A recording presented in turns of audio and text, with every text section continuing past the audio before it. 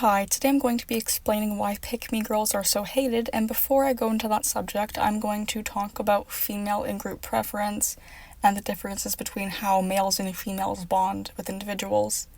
The reason I will be explaining these subjects first is because I think they are very necessary to understand before I go into the subject of why pick-me girls are so hated. Men bond with individuals through having the same values and beliefs as them and through engaging in hobbies together. For example, going fishing with their fishing buddies or playing video games with their friends. Men do not bond with each other on the sole basis of being male. They bond over shared values and beliefs and through engaging in hobbies together. Women typically do not have this. They do not bond with individuals through having the same values and beliefs and through engaging in hobbies. Women have what is called female in-group preference. They bond on the sole basis of being female. I believe that due to the fact that females have female in-group preference and males do not have any form of male in-group preference, this is why males will call out the bad behavior of other males, while females will typically remain silent when another female behaves badly. She just won't say anything about it, won't call it out. Absolutely nothing. Let's say Guy 1 sees Guy 2 treat Guy 2's girlfriend like complete okay? Guy 1 is going to get really pissed off and call out Guy 2 for being a complete However, if Girl 1 sees Girl 2 treat Girl 2's boyfriend like absolute shit, she's just not gonna say anything. It's very rare that she'll actually speak up. In one of the rare instances where a woman actually does speak up and actually does defend men, she will be labeled as a pick-me girl by feminists and women in general. They will accuse her of defending men simply to get male attention and to gain male validation. Feminists are unable to wrap their heads around a woman viewing a man as a person and being willing to speak up for him when she sees that he's being treated poorly. This is because feminists just don't view men as people. I am going to be reading a question from Quora that I think is a really good example at highlighting how deeply ingrained female in-group preference is in the minds of women. I had to edit the question slightly, just out of worry about copyright, but basically it means the same thing. I just edited a few words, just so, copyright. But yeah, I'm going to read it. Why are there females who attack other females on behalf of a male? I've seen videos of females who identify with men more than other females, and because of this, they would speak like males and preach to other females about what males want. The usage of the word identity honestly reminds me of a writing piece I did a while back on my Quora, where I was talking about female in-group preference, and one of the things I said was, females get mad if you call out negative female nature traits, not because they care about other women. When women say not all women are like that, it's not because they care about other women. It's because they feel personally attacked. When women hear the word women, they think about their own personal identity as a female. So let's say you call out negative female nature traits, they're going to get really offended, and it's not because they care about other women, it's because they feel personally attacked themselves.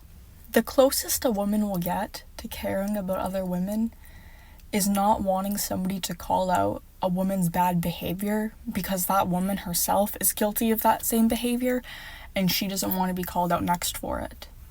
What I find immensely stupid about this question is it's essentially implying that all women have the same exact universal experience, therefore they should identify with any woman, regardless if she's in the wrong or if she's in the right. And she should never be able to relate to the man and identify with him and be able to empathize with his experiences. That is because relating to his experiences and empathizing with him means seeing him as a person, and feminists don't see men as people. They don't want women to see men as people, and to empathize with him means going against female in-group preference. I am going to list some examples of times where I personally related with the man rather than relating with the woman, when a woman was talking about her issues with her partner online.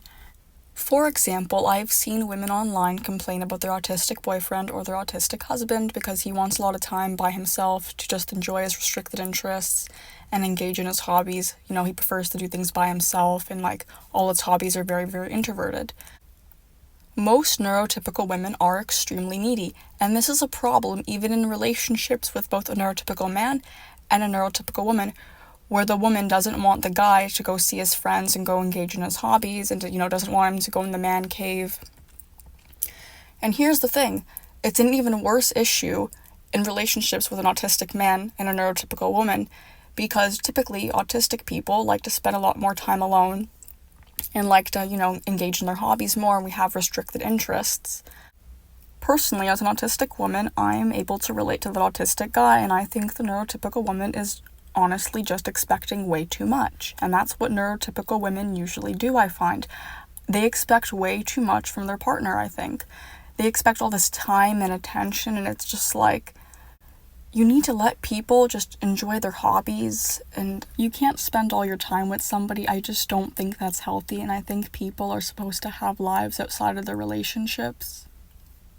Another example of me relating to a man rather than relating to another woman is a lot of guys who listen to metal, their girlfriends don't listen to metal, or their wives don't listen to metal, and personally, as a metalhead chick, I understand that, because, if I like a guy and, he doesn't listen to metal, and, metal's a very, I guess you could say, a niche genre of music, especially with the more extreme stuff like Cannibal Corpse and Dying Fetus. And again, it's not everyone's cup of tea, and I'm able to relate to, if I like somebody and the guy isn't into Dying Fetus, for example. I remember this one story I read online years ago about this girl. She was dating this guy, the ideal boyfriend, totally what a sweetheart. And basically she found out that he listens to Cannibal Corpse, and she read some of the lyrics and saw the album art. And she was really freaked out, and she was asking people online if that's normal, and she was questioning the whole relationship simply because her guy listens to Cannibal Corpse. Meanwhile, this guy treats her like gold and is the ideal partner. I'm kind of scared if I like somebody and I show him my music taste, he's going to run away and be very, very scared, and I don't think stories like this really help my fear. Feminism is actually immensely oppressive towards women, because feminism's goal is actually to strip away women's individuality and personal identities. They essentially believe that women should be a monolith and a hive mind rather than individuals who think for themselves and have their own unique life experiences.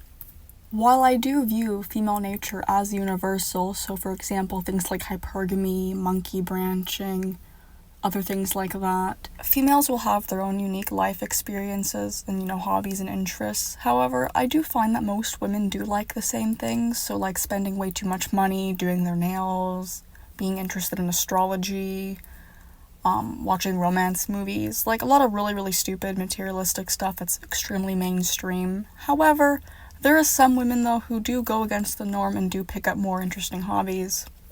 But feminists want women to be a monolith. For example, I've seen some women online say that a man hating astrology means that he is a misogynist. That is essentially implying that all women on this earth like astrology, which is obviously not true. For example, I personally cannot stand astrology. I absolutely hate it. And there's other women who feel the exact same way about astrology as I do.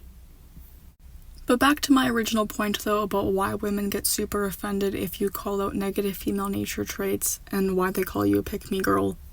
So let's say you don't engage in a specific negative female nature trait and it's something you're very against, and you call it out whenever you see it. Women are not going to like that because they want you to enable their bad behavior, and they're going to be like, oh, support all women. So let's say you're an ultra-religious conservative woman who's one of the very few females who are actually virgins in 2025. Women who are carousel riders and are former carousel riders are going to want you to enable their bad behavior, basically, and say that you agree with it. Meanwhile, the majority of those women are going to make fun of you because you're not a carousel rider, and they're going to call you boring or whatever.